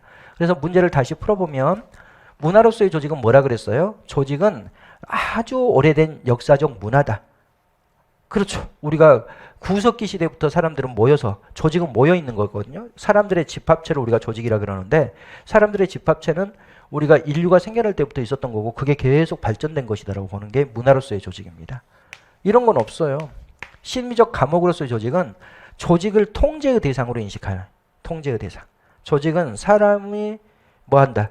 바로 사람들을 억압하고 통제하는 기제로 인식하는 관점을 바로 심리적 감옥으로서 조직이라 그럽니다. 그 다음에 조직은 아주 변화가 크게 나타나는 하나의 장소로 인식하는 것을 바로 흐름과 변화 과정으로서의 조직. 아까 우리가 봤던 흐름으로서의 조직인 거죠. 그래서 모건이 제시한 8가지 이미지에 해당하지 않는 것은 2번이 모건이 제시하지 않는 거고, 나머지는 다 모건이 제시하는 조직의 이미지입니다. 그래서 조직 은유론으로 해서 이렇게 바라보는 사람도 있고, 조직을 이렇게 바라보는 사람도 있고, 또는 이렇게 바라보는 사람도 있고, 이런 식으로 이 사람이 정리를 합니다. 선생님은 여기다 A를 써놨죠. 기계로서 조직으로 바라보는 시각이 간료제론이고, 유기체로서 환경에 적응하는 존재로서 보는 게 상황 적응 이론이고, 두뇌로서 조직을 바라보는 게 학습 조직이고 이런 것이다. 이렇게 해서 여기다 A를 써놨는데 여러분들이 한번 읽어보시기 바랍니다. 한번 나오기 시작하면 이제 계속 나올 수가 있어요. 그리고 이거는 이미 재작년에 경찰 간부 시험인가? 거기에 이미 출제가 한번 된 적이 있습니다. 그래서 이것도 이제 계속 나오기 시작하니까 여러분들이 공부를 해 두셔야 되죠. 15번. 가라에 들어갈 숫자를 바르게 연결한 것은, 첫째, 정부는 재정 운영의 효율화와 건전화를 위해 매년 해당 회계연도부터 몇 회계연도 이상의 기간에 대한 재정 운영 계획을 수립해야 된다. 이거는 국가재정 운영 계획을 문제로 내놓은 겁니다. 국가재정 운영 계획은 중기적 계획이에요. 그래서 몇 년 단위로 편성을 하냐면 5년 단위로 편성하도록 돼 있어요. 5년. 그러니까 여기는 당연히 5년이 나와야 되겠죠. 두 번째, 기획재무 장관은 대통령의 승인을 얻은 다음 연도에 예산안 편성 지침을 매년 몇 월 며칠까지 31일까지 각 중앙관서의 장에게 통보해야 한다. 이것도 선생님이 맨날 강조하고 맨날 이야기하는 건데 항상 두 달 과정으로 넘어갑니다. 각 중앙관서가 있어요. 중앙관서가 기획재정부에 뭘 제출하냐면 5년 단위의 사업계획서를 제출해요. 이 사업계획서를 1월 31일까지 제출하도록 돼 있어요. 그러면 기획재정부는 여기 이 5년 단위의 사업계획서를 받아가지고 여기 이걸 작성하는 거야. 5년 단위의 국가재정 운용계획을 작성합니다. 이 국가재정 운용계획을 5년 단위로 작성을 해놓고 그리고 여기에 근거해가지고 각 중앙간서에게 예산 편성 지침을 줘요. 예산 편성 지침 이걸 줍니다. 이건 3월 31일까지 하도록 돼 있어요. 그럼 3월 31일에 여기 주면은 31일까지 주면 중앙간서가 이 예산 편성 지침에 근거해서 예산 요구서를 작성해 봐요. 예산 요구서는 5월 31일까지 이렇게 항상 3개월 과정이야. 3개월이 아니 두 달 과정. 2달 후에까지 여기도 2달 후에까지 이렇게 5월 31일까지 작성해 오면 이걸 가지고 사정을 하는 거예요. 기획재정부가. 뭔가 잘못된 요구가 들어왔다든지 이랬을 때 그걸 조정해 나간다는 거예요. 사정을 하고 이거를 사정이 끝나고 나면 국무회의 심의, 대통령의 승인을 얻어가지고 이걸 어디로 보낸다. 바로 국회로 보내요. 언제까지 보내도록 돼 있냐면 회계연도 개시 120일 전까지 보내도록 돼 있죠. 그러면 나번에 들어갈 것은 3월 31일이죠. 3월. 그렇죠? 그 다음 세 번째, 기획재정부 장관은 국가회계법에 따라 회계연도마다 국가결산보고서를 작성하여 대통령의 승인을 얻어 다음 연도 4월 며칠까지 감사원에 제출해야 한다. 이거는 결산 과정이에요. 이 두 개는 예산 편성 과정에 대한 거고 결산 과정인데 결산 과정은 또 이렇게 돼요.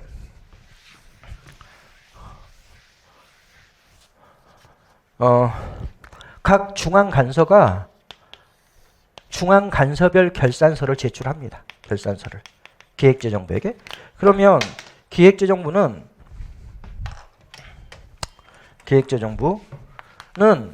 이 결산서를 다 모아가지고 국가결산서를 작성해요. 이 국가결산서를 작성해서 국무회의 심의, 대통령의 승인을 얻어가지고 어디다 제출하냐면 감사원에 제출합니다. 그럼 감사원이 회계검사하는 거예요. 근데 여기 이제 4월 10일까지 이렇게 감사원에 제출하도록 돼 있습니다. 그래서 감사원이 이거를 회계검사를 다 해가지고 다시 기획재정부 장관에 보내주면 기획재정부 장관이 이거를 어디로 보낸다? 국회로 보내는 거예요. 그럼 국회에서 결산 심의가 이루어지는 거예요. 그래서 여기는 4월 10일까지로 돼 있죠. 4월 10일까지. 그래서 여기 10일이죠. 10일. 그 다음에 예산의 편성 및 의결, 집행, 그리고 결산 및 회계검사의 단계가 일정한 주기로 반복되는 것을 예산 주기 또는 예산 순기라고 하는데 우리나라의 경우 통상 몇 년이다. 이건 이렇습니다. 봐보겠습니다. 2022년 예산을 한번 봐봅니다. 2022년 예산은 2021년에 편성과 심의가 끝나야 돼요. 편성과 심의. 그리고 2022년에 뭐가 이루어지겠어요? 집행이 이루어지는 거예요. 그리고 2022년 1월 1일부터 12월 31일까지 집행한 것을 2023년에 결산을 보는 거예요. 그러니까 예산 주기는 몇 년이 되는 거예요? 3년이 되는 거예요. 전년도에 편성 계획표를 짜가지고 현년도에 집행을 하고 다음 연도에 결산을 보는 것이기 때문에 3년의 과정을 거치는 거죠. 그래서 15번도 여기도 3년이 되겠죠. 그러면 답을 보면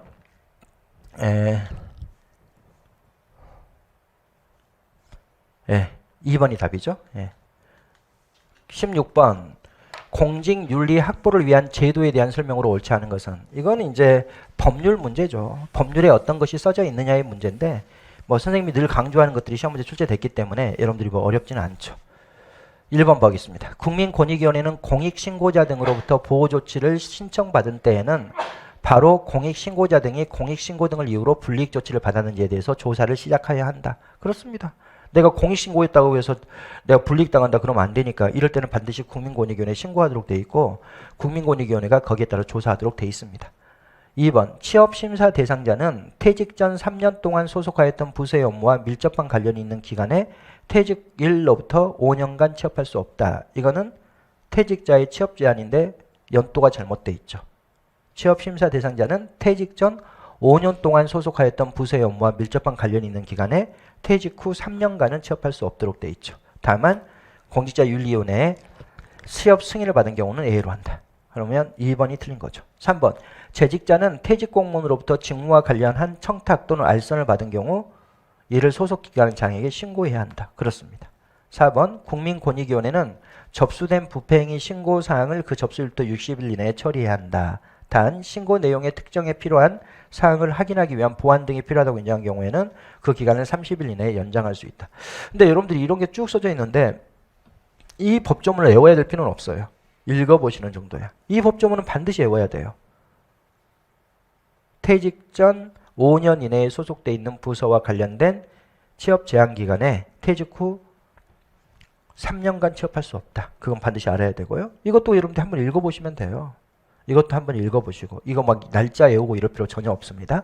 그래서 이건 뭐 답이 명확하게 나와 있는 거라서 나머지 지문들은 그냥 겉가지로 써져 있는 거예요. 그러니까 2번이 이제 답인 거고 옳지 않은 거고 나머지는 다 맞는 지문입니다.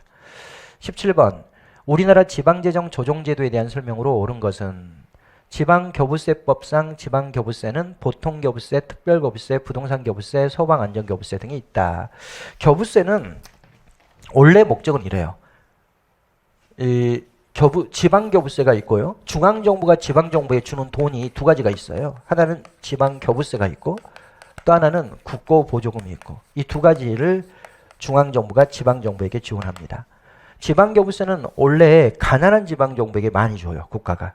근데 어떻게 주냐면 용도를 정하지 않고 쓰는 거예요. 주는 거예요. 일반 지원입니다. 이건 뭐냐? 네가 알아서 쓰라는 거야. 니네가 필요한 데다가 니네가 알아서 써라. 이렇게 주는 게 지방교부세죠.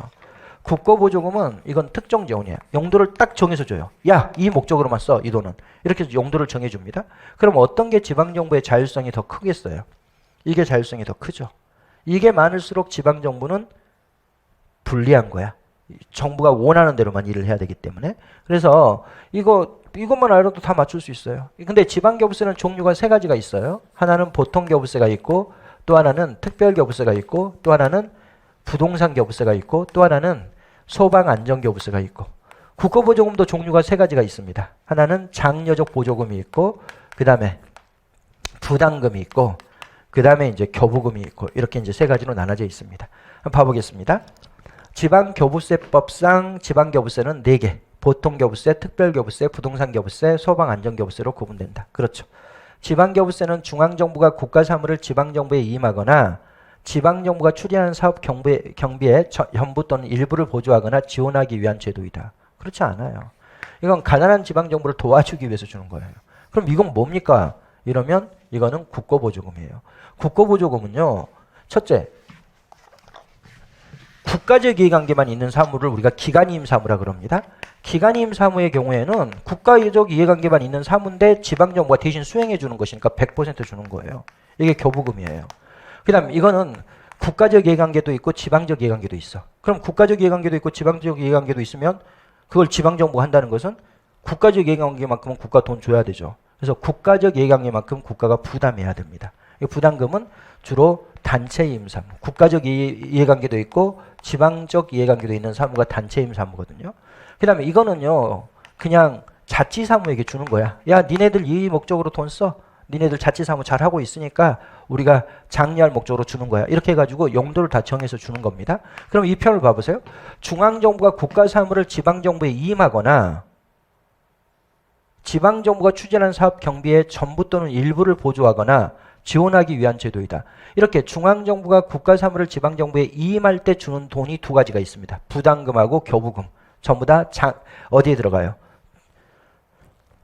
국고보조금에 들어가는 거죠. 그 다음에 지방정부가 추진하는 사업 경비의 전부 또는 일부, 이거는 이거겠죠. 자치사무, 자치사무에 대해서 주는 게 장려적 보조금. 이런 것들은 지방교부세가 아니라 바로 국고보조금입니다. 세 번째, 조정교부금은 전국적 최소한 동일 행정서비스 수준 보조항을 위해 중앙정부가 내국세의 일정 비율을 자치단체에 배분하는 것이다. 이건 뭐냐? 이거는 조정교부금은요. 여기 안 써놨잖아요, 선생님이. 이건 별도예요. 조정교부금은 국가가 주는 게 아니에요. 이건 누가 주는 거냐면 광역자치단체가 자기 산하의 기초단체한테 주는 거예요. 서울시가 동작구에게 돈을 준다든지 이런 게 바로 조정교부금입니다.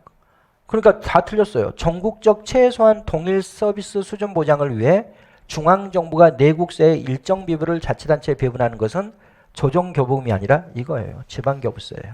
지방교부세 같은 경우에는 가난한 지방정부에게 돈을 많이 줘가지고 각 지방정부들이 균등한 서비스를 제공할 수 있도록 도와주는 것이란 말이죠. 그러니까 당연히 이것은 틀렸죠. 지방교부세 대비 국고보증금의 비중 증가는 지방재정의 자율성을 약화시키겠죠. 지방교부세가 훨씬 더 지방정부의 자율성이 높아요. 근데 이 지방교부세 대비 국고보조금 이게 높아진다. 그러면은 국고보조금은 자율성을 침해하는 것인데 이게 높아지면 높아질수록 결국 뭐겠어요? 자율성이 약화되겠지, 지방정부에. 그래서 지방교부세 대비 국고보조금의 비중 증가는 지방재정의 자율성을 약화시키는 거죠. 그러면 옳은 지문은 1번만 옳은 지문이고 나머지는 틀린 지문이죠. 18번. 전자정부법상 전자정부 추진에 대한 설명으로 옳지 않은 것은, 전자정부는 선생님 뭐라고 표현했냐면 그냥 정부조직 내부의 IT 기술의 도입이 전자정부다, 간단하게 설명하면. 그런데 이 전자정부법에 써져 있는 공공기관은 당연히 사립대학은 적용되지 않는다 그러면 틀려요. 사립대학까지 다 포함합니다. 사립대학도 다 뭐가 필요해? IT 기술이 필요하고 IT 교육이 필요하고 IT 지원이 필요하기 때문에 전자정부법상 전자정부 추진에 대하여 뭐다? 사립대학도 포함시켜놨어요. 틀렸죠. 그 다음에 이건 선생님이 늘 강조했던 거죠.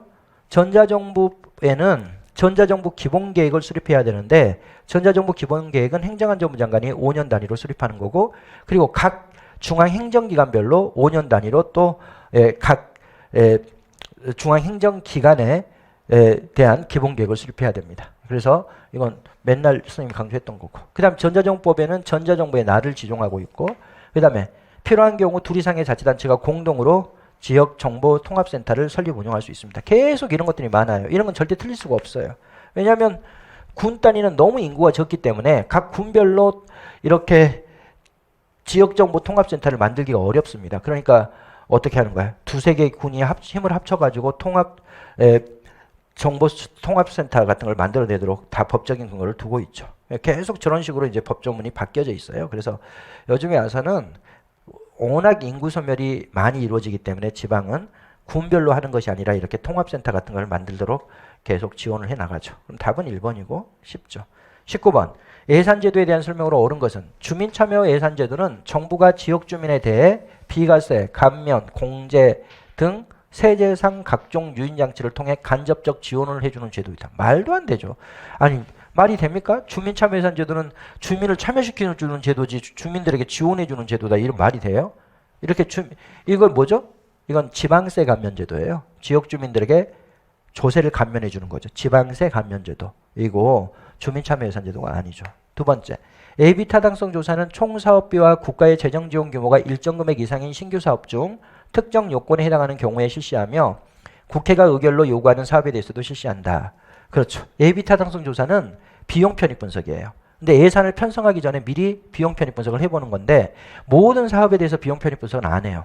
어떻게 돼 있냐면 총 사업비가 500억 이상이고 그리고 정부 지원 금액이 300억 이상인 사업에 대해서 기획재정부 장관이 실시하는데 국회가 의결로 요구하는 사업에 대해서도 실시하도록 돼 있습니다. 그럼 당연히 이것도 맞는 거죠. 3번. 예산 성과금은 이거는 이제 국민들이 어떤 아이디어를 제안했어. 그래서 그게 예산 감소가 이루어졌거나 또는 지출 감소가 이루어졌거나 또는 수입 증대가 이루어졌다면 그게 그 아이디어를 제안한 사람에게 성과급을 지급하고 그리고 또 남는다면 다른 사업에도 이용할 수 있도록 되어 있는 게 예산 성과금 제도입니다. 예산 성과금은 수입이 증대되거나 지출이 전략될 때에 이에 기여한 자에게 지급할 수 있으며 전략된 예산은 다른 사업에 이용 가능합니다. 그 다음에 총사업비관리제도는 소요기간에 관계없이 틀렸어요. 총사업비관리제도는 사업기간이 2년 이상인 사업에 대해서만 적용할 수 있어요. 그래서 사업기간이 2년 이상인 사업에 대하여 뭐다? 사업 규모, 총사업비 및 사업기간 등을 정하여 기획재정 장관에게 협의하는 제도가 바로 총사업비관리제도죠. 근데 여기 소요기간에 관계없이 이렇게 돼 있기 때문에 틀린 거죠. 그래서 옳은 것은 2번만 옳은 겁니다. 이것도 어렵게 출제된 게 아닙니다. 그렇게 어려운 문제가 아니죠. 20번. 사회실험에 대한 설명으로 옳은 것만을 모두 고르면 자연과학의 실험실 실험과는 달리 상황에 따라 비교집단 또는 통제집단 없이 진행할 수 있다. 이렇게 통제집단 없이 실험하는 것을 우리는 뭐라 그러냐면 비실험이라 그래요. 여러분들 비실험이 실험이라고 생각하는 사람이 있던데 실험 아닙니다. 실험이 아니다잖아요. 아닐 비자를 쓰는데 왜 이게 실험입니까? 그러니까 사회실험에서도 진실험이나 준실험을 하는 거지 비실험은 실험적 가치가 없어요. 그러니까 이건 이렇게 진행하면 절대 안 되도록 돼 있어요. 이렇게 진행하면은 말이 안 되죠. 선생님이 늘 강조했던 거니까 그대로 한번 봐볼게요. 여기 영어 능력을 향상시키기 위해서 원어민 용어교사를 채용했다. 그럼 나중에 평가를 할 때 원어민 용어교사가 영어 능력을 향상시켰을 것이다 라고 가설을 설정하고 평가하는데, 원어민 영어교사를 채용하기 전에 애들의 토익 점수가 500점이었는데 원어민 영어교사를 채용하고 난 다음에 토익 점수가 600점이었다. 그러니까 원어민 영어교사는 100점을 올렸다. 이렇게 결론을 맺으면 된다 그랬어요? 안 된다 그랬어요? 절대 안 된다 그랬죠. 왜냐하면 여기에 엄청나게 개입될 수 있어. 성숙효과 20점, 그 다음에 뭐 이탈효과 20점, 그 다음에 사건효과 30점, 그 다음 또 여기에 측정효과 또 30점. 이렇게 되면 사실은 언어명사 효과가 전혀 없는 거잖아요. 그냥 이거 전과 후를 비교해가지고 이렇게 하는 게 비실험인데, 이렇게 하면은 절대로 정체 효과를 파악할 수가 없습니다. 그러니까 사회실험에서도 반드시 비교 집단을 둬요. 다만 동질성이 확보되기 어려울 때는 동질성이 확보되지 않은 실험인 준실험을 할 뿐이지. 당연히 이게 틀렸죠. 두 번째, 진실험 방법을 활용하여 사회실험을 진행하면 호송효과를 방지할 수 있다는 점이 가장 큰 장점이다. 틀렸죠. 진실험은 실험 집단과 비교 집단을 구성해서 인위적 환경에서 실험을 하기 때문에 호송효과가 강화되죠. 이것도 선생님이 수업 시간에 엄청나게 강조했던 거죠. 뭐가 호송효과가 안 나타난다 그랬어요? 준실험이. 준실험의 경우에는 실험 대상자들이 자기가 실험 대상자인지를 잘 모릅니다. 그러나 진실험은 인위적 환경을 조성해서 하기 때문에 자기들이 실험 대상자라는 것을 지각하게 돼요. 그래서 진실험에서 가장 큰 한계는 외적 타당성이 낮다는 거죠. 왜? 호선 효과가 야기되기 때문에. 그래서 이거는 틀렸죠. 3번. 아직 검증되지 않는 정책 프로그램에 대규모 투자를 하기 전에 그 결과를 미리 평가해 보는 것이 중요한 목적 중 하나다. 그러겠죠. 사회 실험을 하는 이유 중에 하나는 바로 그 정책의 이 정책 수단이 효과가 있는지를 미리 검증해 보기 위한 거죠. 4번. 실험 집단과 비교 집단을 무작위 배정할 수 없어 집단 간 동질성 확보가 불가능하면 중실험 방법을 채택하여 진행할 수 있다. 당연하죠. 보통의 사회실험은 대부분 다 준실험이라 그랬습니다.